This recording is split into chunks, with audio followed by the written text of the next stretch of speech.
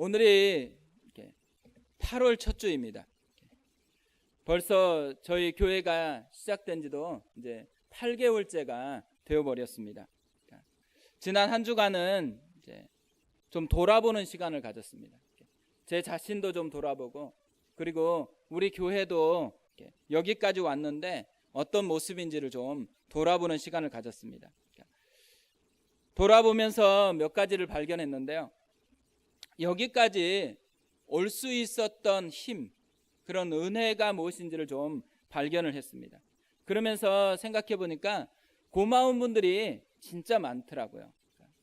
개척교회에 참여하는 게 쉽지 않는 일이잖아요.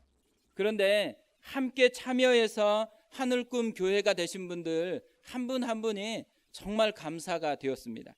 그리고 또한 저하고 관계 때문에 교회를 위해서 기도해주고 또 예배도 함께 드리고 또 섬김으로 봉사해 주시는 한 분 한 분 생각하면서 참 감사했고요. 그리고 또 생각해 보니까 우리가 여기까지 이렇게 성장하는 데는 저나 뭐 우리 교회에 있는 분들이 열심히 했기 때문에 성장한 것 같지는 않더라고요. 다 분당우리 교회에서 후광을 입어서 또 이찬수 목사님 때문에 사람들이 와서 이제 우리 교회가 이렇게 형성이 된 것들, 그런 걸 보면서 또 분당우리 교회도 감사하고 또 이찬수 목사님께도 감사하는 그런 마음이 들었습니다. 그러면서 또 이렇게 돌아보니까 우리 교회가 좋아진 점들이 있더라고요. 지난주 금요일에 한 분 이제 수박 기도에 왔는데 시간을 잘못 알고서 거의 끝날 때쯤 오신 거예요. 근데 이제 그분하고 대화하면서 그분이 3주 전에 우리 교회를 처음 왔대요. 3주 전에 와서 예배도 드리고 그리고 또 식사도 하고 또 이렇게 보면서 이 교회가 어떤 분위기인가 이렇게 살펴봤는데, 그런데 식사하는 모습까지 다 보니까 행복해 보이더래요. 그래서 행복하니까 이제 등록을 해야 되겠다 생각을 했습니다. 근데 등록하려고 하는데 누가 그러더래요. 우리가 동탄으로 가게 됐다고. 그 자기 집에서 이렇게 동탄까지 가려고 하니까 너무 먼 거예요. 근데 그래서 제가 동탄으로 가는 게 아니라고 동천동으로 가는 건데, 동탄으로 이렇게 사람들이 본인이 원하는 대로 이렇게 해석해가지고 이렇게 퍼뜨리고 있다고. 지금도 동탄이라고 하시는 분도 있고 성남이라고 하시는 분도 있고 아직도 송도라고 하시는 분도 있고 본인이 원하는 곳에 제가 오기를 원하시는 것 같아요. 그래서 계속해서 이야기를 하고 있습니다. 그런 모습을 보면서 처음에 이제 우리가 1월 달에 예배 드릴 때 생각이 나더라고요. 예배 첫 주에 저희가 그때 이제 같이 개척하려고 참여했던 분들이 20명 이제 이 정도 됐거든요.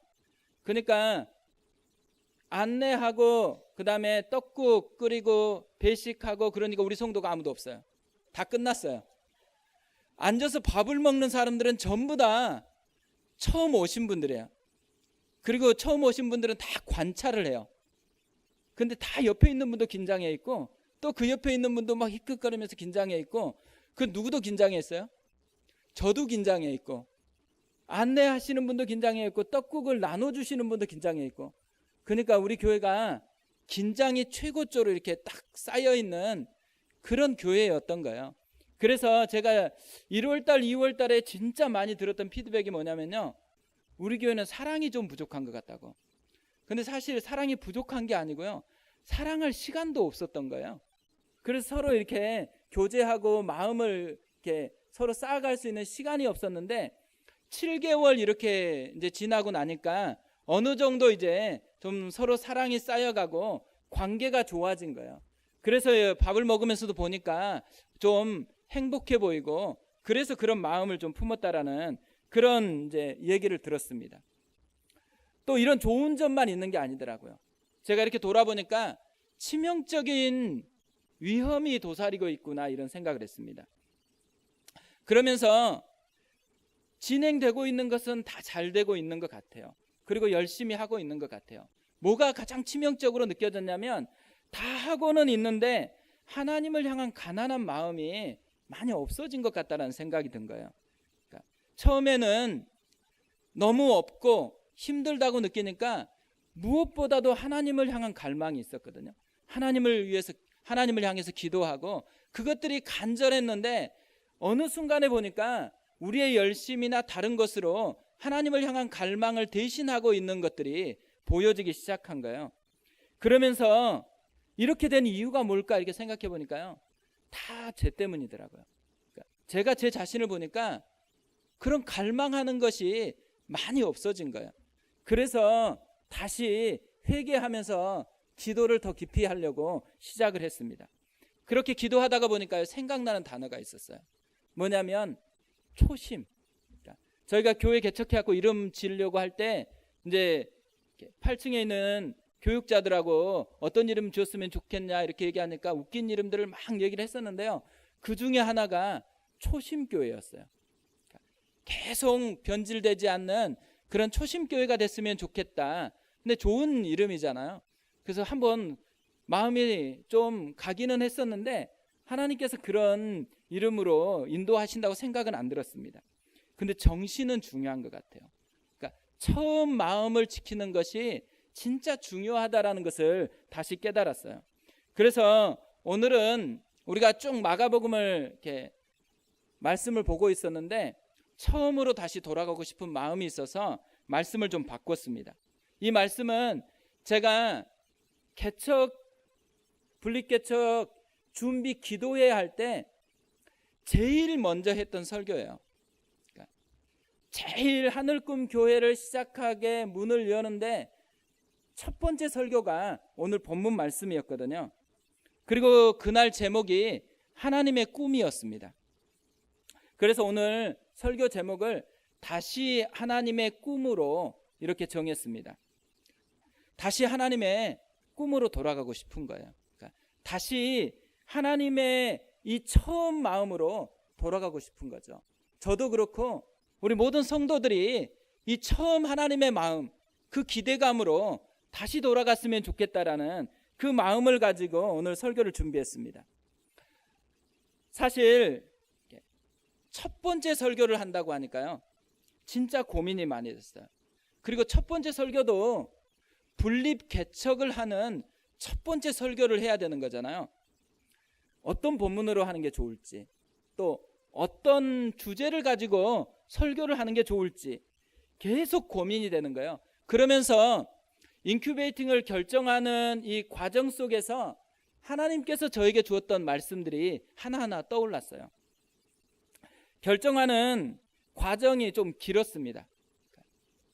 빨리 결정이 됐으면 이런 과정들이 많지 않았을 텐데, 이제 저는 나이도 찾고 또 이렇게 인도한다고 생각이 드는 그런 마음이 있어서 이렇게 갔으면 좋겠다 생각하는데, 목사님께서 개인이 이렇게 개척하는 것보다 교회적으로 일만 성도 파송을 할 때 그때 함께 교회적 사건으로 가는 게 더 좋지 않겠니? 그래서 같이 하고 싶어 하는 마음이 계속 있어서 이제 가서 얘기를 하면 다시 기도해봐라, 또 얘기를 하면 또 기도해봐라, 이렇게 되면서 이제 늦어졌어요. 그런데 늦어지니까 이제 제 마음속에서도 더 기도를 깊이 하게 되는 거예요. 그리고 하나님이 진짜로 어떻게 인도하시는지를 또 보게 되면서 그때마다 말씀으로 인도해 주셨어요. 그러니까 처음에 이제 한 번 더 어떻게 할 건지 기도해봐라 했을 때 9층의 기도실에 가서 딱 기도하고 있는데 떠오른 말씀이 이사야 6장이었습니다. 이사야 6장의 환상을 이렇게 생각하는데 너무 마음이 뜨거워지는 거예요. 그러면서 하나님께서 이런 교회로 나아가기를 원하는 거구나 라고 생각하니까 개척을 해야 되는가 보다 이렇게 생각을 했습니다. 그리고 만났는데 이제 또 기도해보라 그러니까 다시 이제 또 기도를 하는 거예요. 그러다가 생각나는 게 엘리사였어요. 엘리야가 승천하는 때 엘리사가 갑절의 영감을 달라고 그렇게 구합니다. 근데 그게 마음에 이렇게 와닿은 거예요. 그래서 나한테도 하나님 갑절의 영감을 좀 주셨으면 좋겠습니다. 그런 기도를 했습니다. 그러면서 사도행전 말씀이 들어오고 또 마가복음 말씀이 들어오고 또 히브리서 11장 말씀이 들어왔습니다. 그래서 사실 1월 달부터 히브리서 말씀도 설교를 했고 또 사도행전 말씀도 설교를 하고 있고 마가복음 말씀도 설교를 하고 있어요. 다 개인적으로 보면 은혜가 되고 하나님이 인도하는 흔적이 있는 말씀들이거든요. 그 말씀으로 설교를 해도 될 것 같은데 왠지 더 기다려야 된다라는 생각이 드는 거예요. 그리고 더 기도해야 되겠다라는 생각이 드는 거예요. 그래서 그렇게 기다리면서 더 기도를 하는 거예요. 왜냐하면 더 깊고 더 선명하게 인도함을 받고 싶은 그런 마음이 있었기 때문입니다. 하나님의 교회를 시작하는 거잖아요. 그러니까 내가 그냥 내 일을 시작하는 거면 그냥 적당한 선에서 인도함을 받고 달려가도 되는데 진짜 하나님의 새로운 교회가 시작되는 거기 때문에, 그리고 또 한편으로 보면 개인적으로는 이번 개척이 제 인생의 마지막 변화 같은 그런 생각이기 때문에 제 인생을 다 걸고 이제 선택해야 되는 거거든요. 그래서 보다 선명하게 하나님께서 인도해 주셨으면 좋겠다라는 그런 생각을 가지고 이제 계속 기도하고 있었습니다. 그렇게 기도하고 있을 때 생각났던 말씀이 에스라 말씀이에요. 그래서 에스라서 전체를 보고 그리고 또 에스라 오늘 읽었던 본문 말씀을 읽고 또 읽었습니다. 읽으면서 하나님께 물었어요. 하나님, 이것을 통해서 나에게 뭘 말씀하고 싶어 하는지를 알려달라고. 그러면서 본문을 계속 보고 있는데 한 가지 단어가 제 마음으로 이렇게 다가왔어요. 그게 뭐냐면 꿈이에요. 꿈. 하나님의 꿈. 하나님께서 꿈으로 일하시는 분이시더라고요. 그리고 또한 우리가 꿈꾸기를 원하시는 분이시더라고요. 이 하나님의 꿈에 대한 것들을 깨닫고 나니까 한 노래가 생각이 난 거예요. 옛날에 남자의 자격이라는 TV 프로가 있었거든요. 오디션을 해가지고 합창단을 모집해가지고 연습시켜가지고 합창을 하는 그런 프로그램인데, 오디션 중에 조그마한 아이 2명이 나와서 노래를 불러요. 좀 장애가 있는 것 같은 그 아이가 와서 노래를 부르는데 그게 생각이 난 거예요. 그 노래가 뭐였냐면 꿈꾸지 않으면, 이런 노래입니다. 꿈꾸지 않으면 사는 게 아니라고, 별 해는 마음으로 없는 길 가려내, 사랑하지 않으면 사는 게 아니라고, 설레는 마음으로 낯선 길 가려 하네. 아름다운 꿈 꾸며 사랑하는 우리, 아무도 가지 않는 길 가는 우리들, 누구도 꿈꾸지 못한 우리들의 세상 만들어가네. 배운다는 건 꿈을 꾸는 것, 가르친다는 건 희망을 노래하는 것, 이렇게 진행이 되는 노래입니다. 이 노래를 들으면 들을수록 가사 하나하나가 개척교회를 이끌어가는 그런 노래인 것 같아요. 가사를 보면요, 꿈꾸지 않으면 사는 게 아니라고, 별 해는 마음으로 없는 길 가려내. 사랑하지 않으면 사는 게 아니라고, 설레는 마음으로 낯선 길 가려 하네. 아름다운 꿈 꾸며 사랑하는 우리, 아무도 가지 않는 길 가는 우리들, 누구도 꿈꾸지 못한 우리들의 세상 만들어가네. 심지어는 배운다는 건 꿈을 꾸는 것, 이 가사를 듣는데 개척한다는 건 꿈을 꾸는 것, 이렇게 들리는 거예요. 그러니까 이게 찬양이 아닌데 이 노래를 계속 듣는데, 야, 이것은 완전히 개척교회송이다, 이런 생각이 들었어요. 그래서 우리 교회의 교가로 이걸 좀 써야 되겠다, 이런 생각을 가지고 있습니다. 사실요, 오늘 본문을 보면 꿈이라는 단어가 하나도 안 나와요. 오늘 본문에 있는 전체적인 분위기를 보면 뭔가가 일어날 것 같은 그런 꿈틀거림이 느껴져요. 1절 한 절만 봐도요, 거기에 등장하는 단어들을 보면 꿈틀거리는 것들이 느껴집니다. 원년에, 새로운 해가 시작됐다라는 거죠. 여호와께서 말씀을 이루게 하시려고, 마음을 감동시키심에, 뭔가가 새로운 것이 일어날 것 같은 꿈틀거림이 있어요. 그러니까 사실 우리가 꿈을 꿀 때 마음에 뭔가 꿈꾸는 것이 일어날 때 나타나는 특징이 뭐냐면 꿈틀거림이 일어나는 거죠. 그러니까 오늘 본문을 보면 그런 꿈꾸는 사람들, 꿈꾸는 것에 대한 꿈틀거림이 느껴진다라는 거죠. 그래서 여호와께서 말씀을 이루게 하시려고, 이 말씀이 저에게는 여호와께서 꿈을 이루게 하시려고 이렇게 들리는 거예요. 하나님께서 이 말씀을 통해서 저에게 주시려고 하는 하나님의 음성이 뭘까?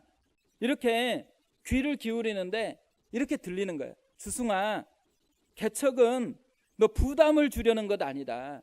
꿈을 꾸게 하려는 것이다. 개척은 너에게 더 헌신하라는 것이 아니다. 함께 꿈을 꾸자라는 것이다. 꿈을 꾸어라. 나와 함께 꿈을 꾸자. 이렇게 들리는 거예요. 9년 전에요, 분당우리교회 왔었을 때 교육자 회의를 하면 이천수 목사님께서 자주 하신 말씀이 있었어요. 당신들은 하나님 나라의 마지막 보루다. 이 말을 계속해서 반복했거든요. 밀리고 밀려서 낙동강까지 밀렸는데 그때 투입된 마지막 보루들이 당신들이다. 근데 제가 이 말씀을 준비하면서 그 말씀이 생각나면서요, 우리 교회가 진짜 주님의 마지막 보루다라는 그런 생각이 들었습니다. 이렇게 밀리고 밀리는 시대, 이 시대에 하나님 꿈 붙들고 투입된 마지막 보루, 그 교회가 우리 교회라는 거죠. 우리가 이런 하나님의 꿈을 함께 꾸는 은혜가 있었으면 좋겠습니다. 그러면 오늘 본문에서 발견할 수 있는 하나님의 꿈, 하나님이 원하시는 그 꿈이 뭘까요? 그것을 한마디로 요약하면요, 회복이에요. 회복. 이전의 삶과 이후의 삶이 바뀌는 회복이에요. 인생이 송두리째 바뀌는 회복이에요. 1절에서 꿈틀거리는 그런 모습이 있지만 1절 이전에 나오는 이스라엘 사람들의 형편은 어떻게 되었을까요? 시편 137편 1절에서 보면 이들의 이전 모습을 이렇게 표현합니다. 우리가 바벨론의 여러 강변 거기에 앉아서 시온을 기억하며 울었도다. 그러니까 울고 있는 사람들이에요. 포로로 잡혀와서 타국에서 고국을 기억하면서 울고 있는 사람들, 그리고 하나님 앞에 범죄함으로 말미암아서 징계를 받아서 이 포로로 잡혀와서 하나님께 버림받았다라는 이런 마음으로 울고 있는 사람들, 그러니까 어둠이고 상처고 좌절이고 스스로 포기하고 있는 그 사람들이 지금 이전의 이스라엘 사람들이에요. 느헤미야 1장에서도 이들의 모습을 이렇게 이야기합니다. 큰 환난을 당하고 능욕을 받으며 예루살렘 성은 허물어지고 성문들은 불탔다 하는지라. 그러니까 요즘으로 보면 경제적으로 파산이 됐어요. 자녀들은 왕따를 당해요. 가정은 산산이 깨졌어요. 딱 그 상태. 그 상태에 지금 이스라엘 사람들이 있어요. 소망도 없고 꿈꿀 수 있는 힘조차 없는 그런 모습에 있는 사람들이에요.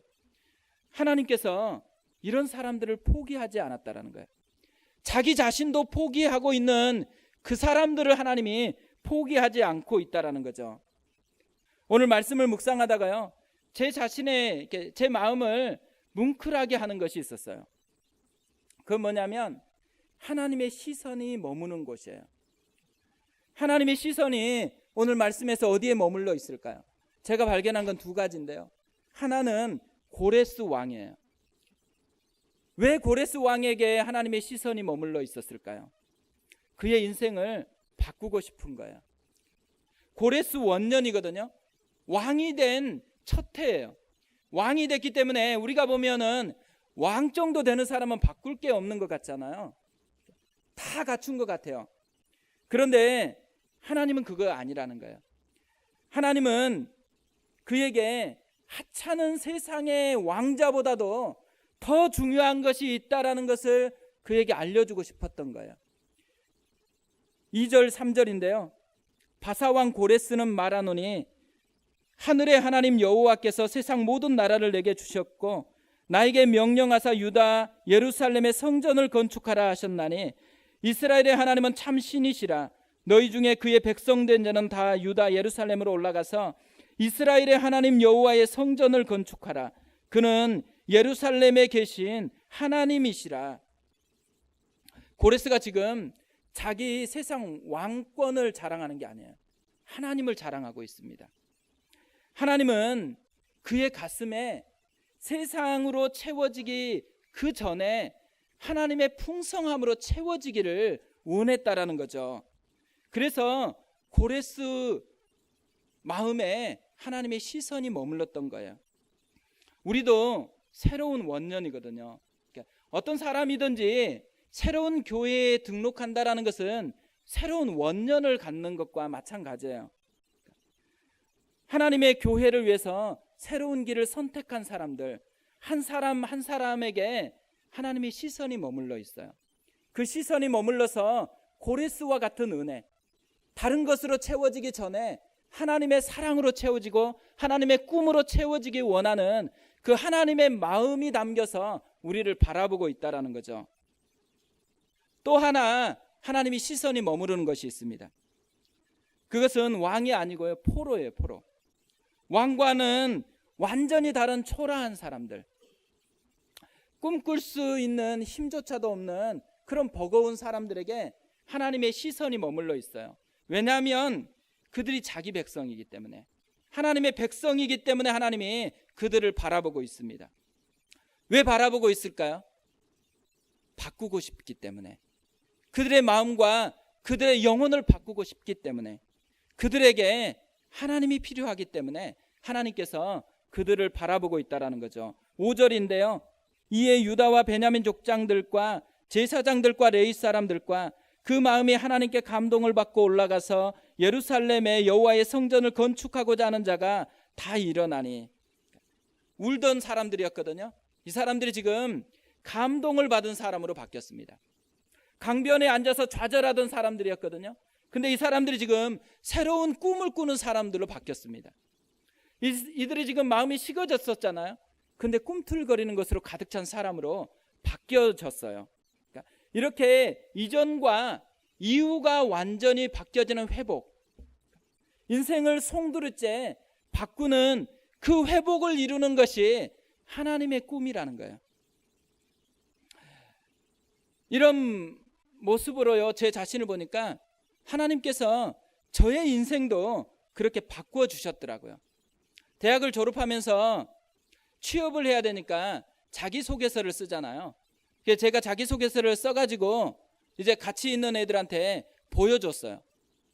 저는 잘 썼다라고 은근히 기대하고 보여줬는데 애들이 형 그런데 선교사 지원에 다시 써야 되겠다, 그렇게 얘기하는 거예요. 그래서 제가 보니까 진짜 그런 것 같아요. 그래가지고 다시 바꾸려고 이렇게 앉아서 치려고 하는데요, 안 바뀌어지는 거예요. 왜냐하면 제가 진짜로 바뀐 거예요. 그러니까 진짜 제 인생이 새롭게 태어나 버렸더라고요. 대학 1학년 때 제가 서울에 올라와서 저를 소개할 때마다요, 순천에서 왔다고 소개를 했어요. 그러니까 다가와가지고는 항상 그 고추장이 유명한 곳이냐 이렇게 묻는 거예요. 제가 기분이 나쁜 거예요. 순천하고 순창은 격이 달라요. 군하고 시예요. 그런데 놀라운 것은 사람들이 고추장으로 말미암아서 순창은 기억하는데 순천은 기억하지 않는다는 거예요. 그리고 그냥 촌놈이 됐습니다. 시골 촌놈, 아무도 기억하지 못하는 깡촌놈, 이렇게 됐어요.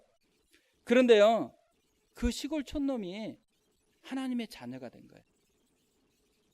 그 시골 촌놈, 아무도 기억하지 않는 그런 시골에 사는 그 불쌍한 한 청년이 예수님이 찾아와서 자신의 십자가 지신 그 손을 내밀어 주심으로 제가 하나님의 자녀가 되는 은혜를 누린 거예요. 진짜 인생이 바뀌어진 거죠. 그때 이후부터는요, 이 시골이라는 이 꼬리표가 계속 붙어 다니는 거예요.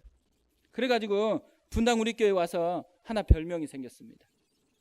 시골 붙었어요. 시골 찬수. 사실 제가 오기 전까지만 해도 이찬수 목사님이 꼭 도시 찬수는 아니셨거든요. 그래서 제가 시골 찬수라는 이 별명을 딱 듣는 순간 상대적으로 모든 사람은 이찬수 목사님은 도시 찬수 이렇게 돼버렸어요. 그리고 저는 그냥 시골 찬수가 됐습니다.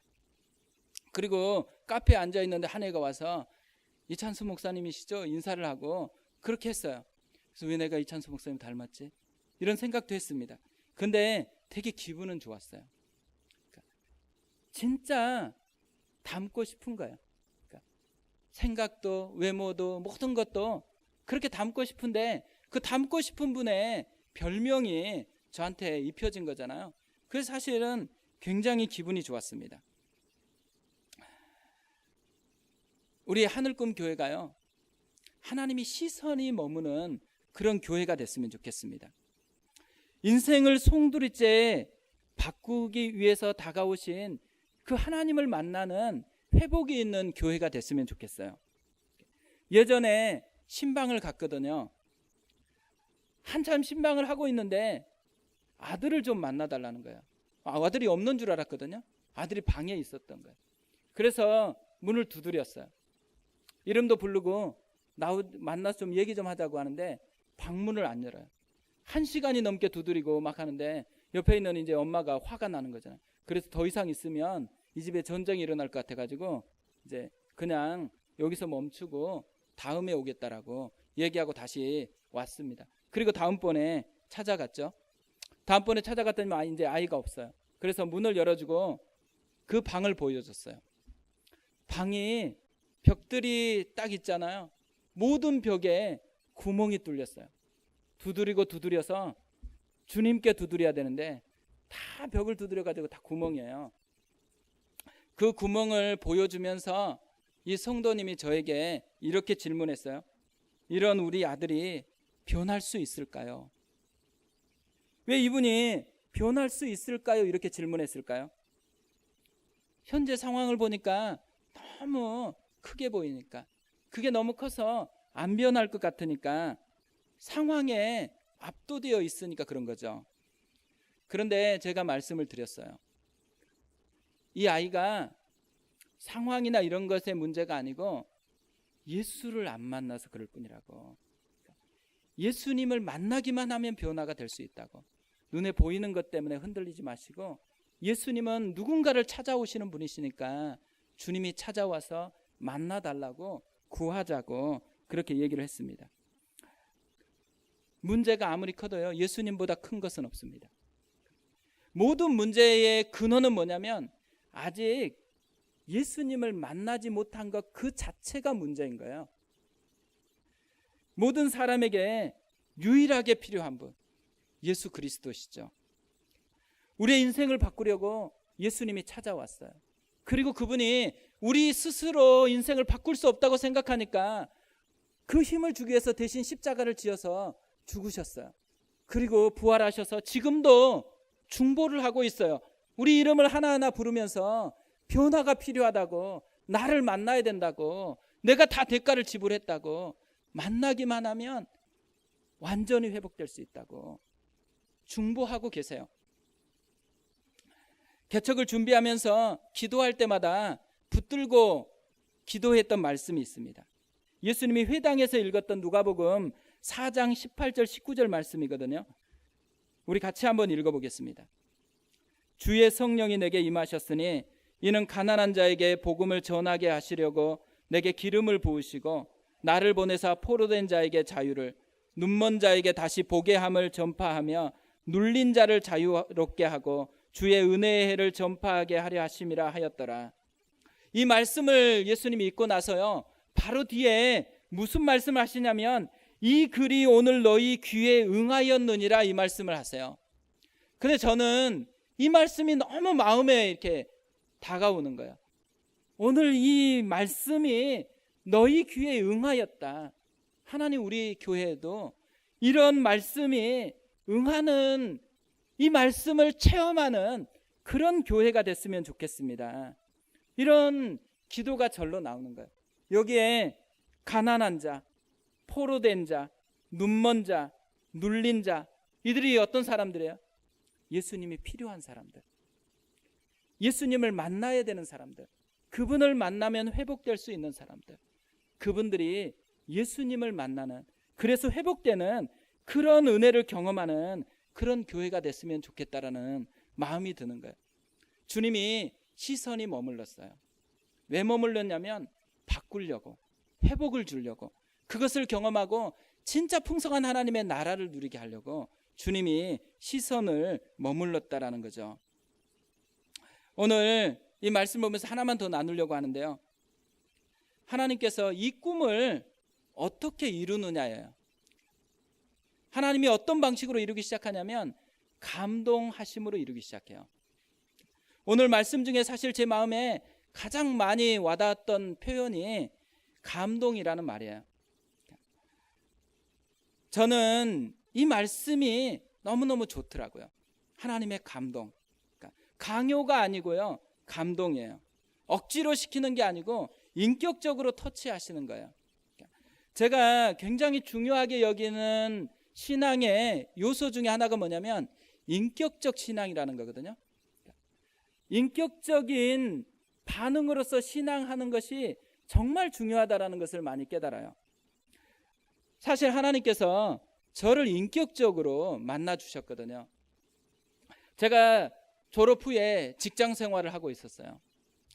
모니터 앞에서 열심히 타이핑을 치면서 일을 하고 있는데 한날 하나님께서 저의 마음을 두드렸어요. 주승아, 행복하니? 네, 너무너무 행복해요. 지금 취업해가지고 돈도 벌고 있고 일도 이렇게 재밌는 줄 몰랐어요. 제 전공이 이렇게 재밌는 줄 몰랐어요. 그래서 너무너무 행복하다 그랬어요. 그러니까 잠깐 끊어졌습니다. 조금 있다가 다시 주승아, 너 행복하니? 또 물으셨어요. 아, 하나님 진짜 행복하다니까요. 너무너무 감사해요. 그리고 조금 끊어졌어요. 그리고 나선 이제 하나님이 수를 바꾸셨어요. 표현을 바꾸어서 물어봤어요. 주승아, 그런데 네가 대학 때 영혼들을 위해서 섬길 때 그때 기뻐했던 것과 비교해서 지금 행복하니? 갑자기 마음이 먹먹해졌어요. 그때가 생각나면서 지금 그것과 비교하면 이건 너무 하찮은 거예요. 그리고 이것으로 기뻐할 수 있다는 것이 너무 민망하다고 생각이 되는 거예요. 내가 최고로 기뻐했던 때, 내 마음에 너무너무 눈물이 있고 감격이 있었던 때, 그때가 영혼을 위해서 살아갈 때였거든요. 그래서 이런 마음으로는 회사 생활을 할 수가 없기 때문에 정리를 하고 이제 신학을 하는 것으로 나아갔습니다.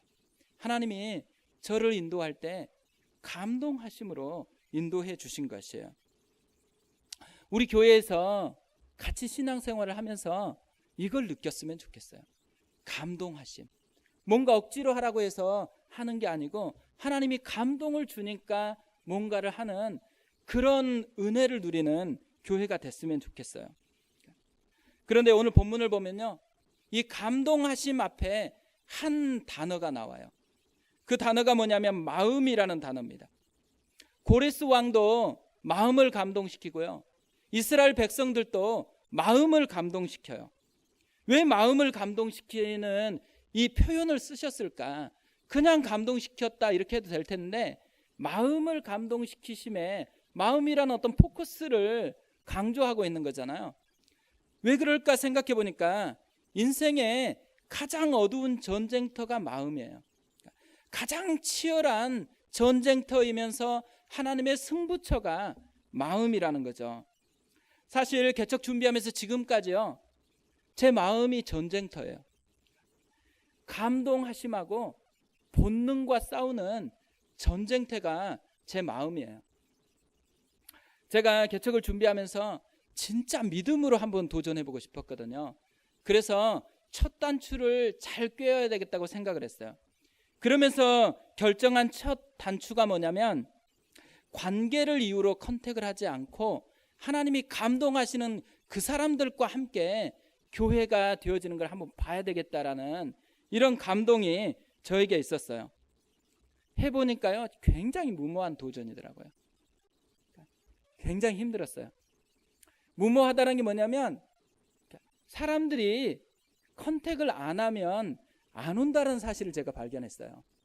그리고 또 무모한 것 중에 하나가 뭐겠어요? 이렇게 결정을 하고 나니까 불필요하게 제 마음이 너무 많이 싸우는 거예요. 개척을 하는데 쓸데없는데 에너지를 너무 많이 낭비하고 있는 제 모습을 보면서 야, 이건 굉장히 무모한 도전이었구나, 이런 생각이 사실은 들었어요. 그리고 제가 작년에도 제자반을 하고 있었고 사역훈련을 하고 있었거든요. 근데 여성들이요, 정보가 굉장히 빨라요. 교회에서 발표도 안 했는데 제가 분리개척을 한다는 걸 어디에서 들었는지 알고 있더라고요. 그리고 어느 날 제자훈련 하러 딱 갔는데 한 분이 다가와서 분위기는 싹 좀 긴장이 돼 있으면서 물었어요. 들었다고. 이번에 분리개척을 하는 게 맞냐고. 그리고 어떻게 해요? 맞다고 얘기해야 될 수밖에 없잖아요. 그렇다라고. 근데 그렇다고 얘기하면서요, 제 마음이 불편해졌어요. 뭐가 불편하냐면 이 사람들이 나하고 훈련을 안 받았으면 이런 고민을 할 필요가 없거든요. 그리고 그때가 지금 가장 훈련의 피크로 가는 때예요. 진짜 중요한 순간인데 나 때문에 훈련이 망가진 거예요. 그러니까 되게 미안한 마음이 들었어요. 그러면서 지금 이 긴장도를 빨리 정리해야 되겠다라고 생각이 들었습니다. 그래서 딱 한마디 했어요. 오지도 않을 것이면서 괜히 고민하는 채 하지 말라고. 그러니까 다 웃었어요. 근데요, 사실 제 본능은 다 왔으면 좋겠다라는 거예요. 그렇게 말했지만 이면에는 뭐예요? 다 자원해서 왔으면 좋겠다, 이런 마음이었죠. 그러니까 본능하고요, 이 가치하고 끊임없이 싸우는 거예요. 그러니까 본능이 자기를 끌고 갈 것이냐, 가치가 끌고 갈 것이냐를 끊임없이 싸우는 전쟁터가 마음이었던 거죠. 사실 이게 너무 안 만나니까 이찬수 목사님 따로 불러가지고 계속해서 만나라 좀, 그렇게 계속 권면을 했어요. 그리고 후배 교육자들도 형은 좀 만나도 된다고 계속 좀 만나라고 계속 갈궜어요. 다 감사한 일이잖아요, 저를 그렇게 봐주니까. 그런데요, 실제 속마음은 어땠을 것 같아요? 제가 이렇게 하는 것을 좋아한다라는 생각이 들었어요. 왜냐하면 함께 있을 때는 다 가서 좀 만나라고 하지만 따로 만나서 어떤 교육자가 얘기를 하면 목사님 감사하다고. 왜 감사하다고 했을까요? 제가 뭐 특별한 거 하는 것도 없는데 가치 있게 살아주는 것 같아서 감사하다라고 그렇게 표현한 거예요. 제가 권한이 없어서 안 만난 거 아니에요. 그리고 그 길만이 하나님의 유일한 방법이기 때문에 그런 거 아니에요.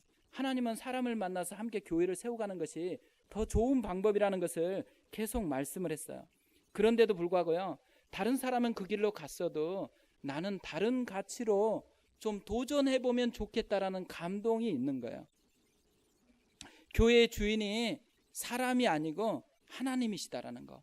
예수님께서 내 교회를 내가 세우리니 이 말씀 하셨는데 이 말씀이 진짜 이루어지는 것을 보는 거. 그리고 인간적인 수단보다도 믿음으로 세워져 간다라는 게 뭔지를 좀 봐보는 거. 그러니까 들었던 게 아니고 알았던 게 아니고 그 알았던 게 진짜면 체험으로 한번 해보는 거. 그리고 그런 도전을 할 수 있는 그런 자격을 줬잖아. 그리고 그런 배경을 주었으니까 그런 배경 앞에서도 이런 도전을 못하면 어떤 사람이 교회를 개척하면서 그것을 도전할 수 있을까? 하나님께서 그 길을 좀 가라는 도전을 주신다라고 생각이 들었습니다. 그리고 또 이런 속에서는 그런 것도 있어요. 분당 우리 교회에서 9년 동안 제가 훈련을 계속했어요. 제자 훈련도 하고 사역 훈련도 했어요. 그리고 1:1 양육도 세팅하고 1:1 리더 과정을 계속해서 진행을 했어요. 그러니까 훈련을 할 때마다요, 내 제자가 아니고 예수의 제자를 만든다라고 얘기하면서 훈련을 했어요. 근데 이제 분당 우리 교회를 떠나가야 되는 그 지점에서 컨택을 하려고 보니까요, 결국에는 나를 위한 그 훈련을 했구나라고 오해할 수 있겠다는 생각이 드는 거예요. 그리고 또 하나, 사람들이 컨택되고 안 되고 이 두 종류의 사람들을 보면 이분들이 나 때문에 예수의 제자로 부름받았다는 이 더 큰 소명을 잃어버릴 수가 있겠구나, 이런 생각이 들어서 내 작은 욕심보다는 하나님의 소명이 더 가치 있다고 여겨졌어요. 그래서 그에 도전을 해보고 싶은 마음이 생겼죠. 그리고 3년여 동안에는 사실 제가 교구 사역을 안 했어요. 그리고 교육자들을 섬기는 사역을 했습니다. 교육자들을 섬기면서 많은 가이드를 했죠. 주의 종이 돼야 되는 거, 또 이렇게 말씀대로 살아가야 되는 거, 이런 것들을 가이드를 했어요. 그런데 이제 제가 말로서가 아니고 실제 삶으로서 어떻게 가는지를 한번 진짜 보여줘야 되는 그런 기회를 제공받은 거예요. 그래서 그런 가치를 한번 도전해보고 싶은 마음이 들었습니다. 그리고 무엇보다도 9년 동안 이찬수 목사님과 계속 가까이 있으면서 배웠거든요. 배운 것 중에 진짜 큰 게 뭐냐면 인간적인 수단이 아니고 더 중요한 가치대로 살아가는 것이 중요하다는 거예요. 본질을 붙들고 살아가는 그런 삶이 중요하다는 것을 배웠죠. 그래서 배운 대로 한번 살아보고 싶은 그런 도전을 가진 거죠. 제가 잘나서 그런 게 아니에요. 이 말씀을 통해서 하나님이 저에게 그런 감동을 주셨다라는 거죠. 그런데 이 감동은요, 그냥 이루어지는 것이 아니고 마음에서 본능과 끊임없이 싸우면서 진행된다라는 것을 지금도 계속 배워가고 있습니다. 그러면서 이 7개월 동안을 이렇게 쭉 돌아보니까 두 가지가 이제 저에게 좀 깊이 생각이 되는 거예요. 하나, 제가 이 7개월 동안 너무 경직이 돼 있더라고요. 이 가치대로 살려고 너무 힘을 주다 보니까 너무 경직이 됐던 거예요. 그래서 사실 어떤 분은 같이 하고 싶다고 전화만 한 통화만 해주면 같이 하겠다고 저에게 문자도 보내고 카톡도 보냈거든요. 근데 제가 그분을 만나면 이때까지 해놨던 말들이 다 거짓말처럼 여겨질 수도 있겠다 생각이 들어서 전화도 못했어요. 그리고 만나지를 않았어요. 근데 생각해 보니까 내 경직됨 때문에 이분이 상처를 굉장히 많이 받았구나. 굉장히 미안한 마음이 들었어요. 그러니까 내가 조금만 하나님 앞에 풍성하고 유연했어도 그렇게 안 했을 수 있는데, 그런데 내가 너무 이 같이 붙든다라는 것 때문에 경직됐다라는 것을 좀 발견을 했습니다. 또 하나 발견한 게 뭐냐면요, 진짜 연약한 인생이다라는 걸 발견했어요. 그러니까 진짜 주님이 필요한 인생이고 진짜 내 힘으로는 안 되는 인생이구나, 이런 것들이 생각이 났습니다. 사실 이렇게 가치를 붙들고 하니까 되게 멋있어 보이잖아요. 야, 저 목사가 그래도 뭔가를 하려고 하는가 보다, 이렇게 생각이 들잖아요. 근데 실제 내면을 보면요, 이게 엄청난 싸움을 하는데 그 속에 보이는 내 모습이 너무 추한 모습도 많고 본능도 많고 내가 진짜 죄인 중에 괴수구나, 이거를 계속해서 절감하고 있어요. 그리고 이렇게 조금 이제 7개월 되면서 조금 안정적으로 되는 것 같으니까 뭐예요? 금세 뭐가 사라지냐면 가난한 마음이 사라져요.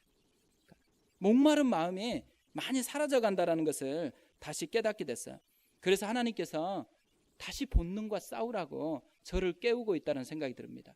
그리고 다시 도전하고 다시 하나님의 꿈으로 돌아가라고, 하나님이 꿈꿨던 그 회복의 그 모습을 다시 꿈꾸면서 다시 마음의 전쟁을 하라고 그렇게 도전하고 있다는 것을 깨닫게 되어져요.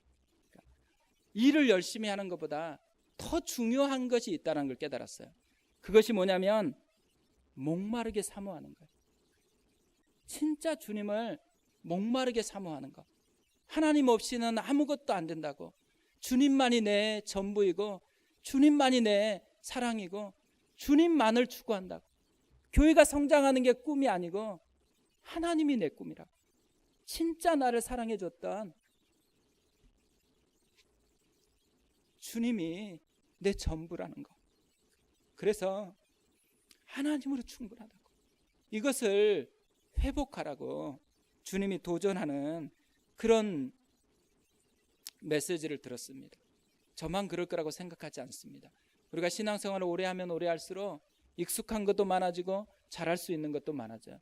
그런데 익숙하고 잘하는 것이 하나님을 사랑하는 갈망을 대신하면 안 돼요. 진짜 하나님을 사랑해야 됩니다. 진짜 예배자가 돼야 돼요.